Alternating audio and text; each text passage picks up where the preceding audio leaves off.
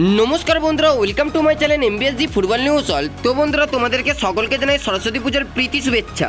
তো বন্ধুরা, এই ভিডিওতে তোমাদের সঙ্গে যে বিষয় নিয়ে আলোচনা করতে চলেছি সেটা হলো, তোমরা সকলেই জানো আজকে সন্ধ্যে 7:30 দিকে এফসি গোয়ার ঘরের মাঠে মোহনবাগানের সঙ্গে এফসি গোয়ার ম্যাচ রয়েছে।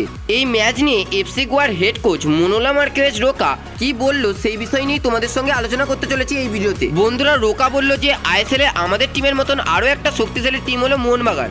আমরাও যেমন লিগ শিল্ডের দৌড়ে আছি, ওরাও কিন্তু লিগ শিল্ডের দৌড়ে আছে আমাদের সঙ্গে। তাই এই ম্যাচটা দুটি টিমেরই কঠিন ম্যাচ হতে চলেছে। বন্ধুরা, তিনি আরো বলেছেন যে ওদের টিমের দুটি প্লেয়ারকে নিয়ে আমি খুবই চিন্তিত আছি। বন্ধুরা, প্রথমজন হচ্ছে ডিমিট্রি পেট্রাডোস। হ্যাঁ বন্ধুরা, এই ডিমিট্রি পেট্রাডোসকে নিয়ে মনোলা মার্কেজ রোকা খুবই চিন্তিত আছে। কারণ বন্ধুরা, তিনি বলেছেন যে ডিমিট্রি পেট্রাডোস যেমন অ্যাটাকেও জয়েন করে তেমনি ডিফেন্সও করে, এবং ওই প্লেয়ারটা গত সিজন থেকে আউটস্ট্যান্ডিং ফর্মে আছে। তাই ওই প্লেয়ারটিকে আটকানোর জন্য আমাদের ডিফেন্সকে পুরোপুরি তৈরি থাকতে হবে। তিনি দ্বিতীয় যেই প্লেয়ারটির কথা বলেছেন তিনি হলো জনি কাউকো। কারণ বন্ধুরা, জনি কাউকো নাকি মাঝমাঠটা নিজের দখল নিয়ে খেলে। তিনি বলেছেন জনি কাউকো গত সিজন থেকে ইনজুয়েড থাকলেও ওই প্লেয়ারটা এমন একটা প্লেয়ার যখন খুশি কিন্তু ম্যাচ বদলে দিতে পারে। এবং বন্ধুরা, তিনি আরো বলেছেন যে ওদের টিমে কিন্তু কোচ বদল হয়েছে। ওদের টিমে হেড কোচের দায়িত্ব পেয়েছে অ্যান্টোনিও লোপেস হাবাস। ওই কোচটা আইএসএল এ অত্যন্ত সফল কোচ। তাই হাবাসের পরিকল্পনা নষ্ট করার জন্য আমাদেরকে কিন্তু একটু সতর্ক থাকতে হবে। তাই এই ম্যাচটা দুটি টিমের কাছেই খুবই কঠিন ম্যাচ হতে চলেছে। তো বন্ধুরা, ম্যাচের আগে এফসি গোয়ার হেড কোচ মনোলা মার্কেজ রোকা এই কথাগুলোই বলেছে।